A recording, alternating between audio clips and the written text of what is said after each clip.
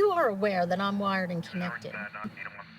We do know that on a night of June 7th at approximately 9:13 p.m., you made a routine traffic stop.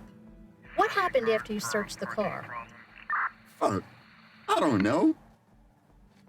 It's kind of embarrassing. What is so embarrassing?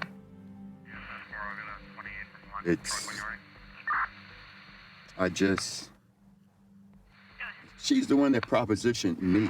Propositioned you? For what? She's the one that came on to me. I'm a guy. It's what guys do.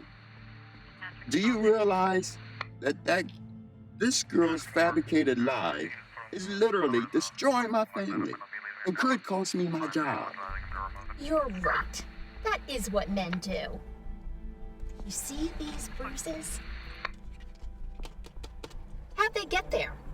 Did she ask for those too? And what about the ripped clothes?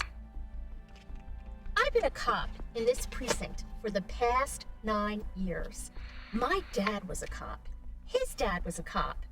All my life, we've taken the men's side. Not anymore. It's a new world, Officer Davis.